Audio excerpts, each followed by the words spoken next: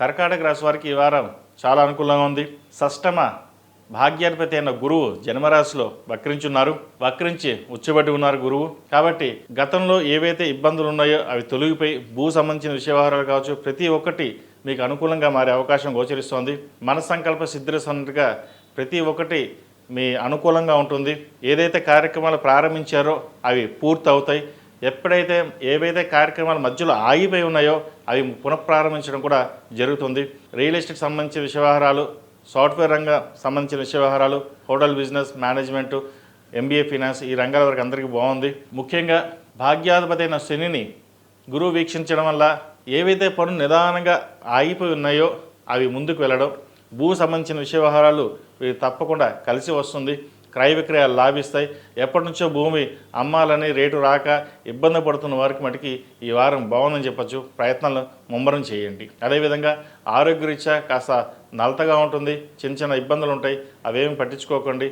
మనసు ధైర్యంగా ఉండి ముందుకు వెళ్ళండి. మంచి ఫలితాలు ఉంటాయి. అష్టమంలో రాహు బలంగా ఉన్నారు. విదేశాలకు వెళ్ళి వద్దామనుకుంటారు. షార్ట్ టర్మ్ ట్రావెలింగ్ ఉంటుంది వీరికి. వెళ్ళి రావడానికి అవకాశాలు చక్కగా ఉన్నాయి కాబట్టి వెళ్ళి రావడం చెప్పదగిన సూచన. ఈ రాశిలో జన్మించిన విద్యార్థులకు కాలం అనుకూలంగానే ఉంది. మొత్తం మీద గడిచిన కొన్ని వారాల కన్నా కూడా ఈ వారం మీకు చాలా బాగుందని చెప్పచ్చు. విద్యాపరంగా, ఉద్యోగపరంగా, వృత్తిపరంగా చాలా అనుకూలంగా ఉంటుంది. ప్రభుత్వ ఉద్యోగం సంబంధించిన విషయ వ్యవహారాలు వీరికి అంత అనుకూలంగా లేదు. కాకపోతే ప్రైవేట్ పరంగా స్కాలర్షిప్స్ రావడం, అదేవిధంగా క్యాంపస్లో ఉద్యోగం రావడం, సీట్ రావడం అనేది ఏర్పడుతుంది వీరికి. ఎప్పటి నుంచో సాఫ్ట్వేర్ కళ మనం చేయాలన్న కళ ఏదైతే ఉందో అది నెరవేరుతుంది. జన్మరాశిలో గురువు ఎంత బలంగా ఉన్నారంటే అష్టక వర్గులో 8 పాయింట్లతోటి, సర్వాష్టక వర్గులో 42 పాయింట్లతోటి ఉన్నారు. అంటే ఇంతకంటే బలం ఇంకొకటి లేదు. కాబట్టి ఉన్న అన్ని రాశుల కంటే కూడా కర్కాటక రాశి వారికి ఈ వారం చాలా అనుకూలంగా ఉందని చెప్పచ్చు.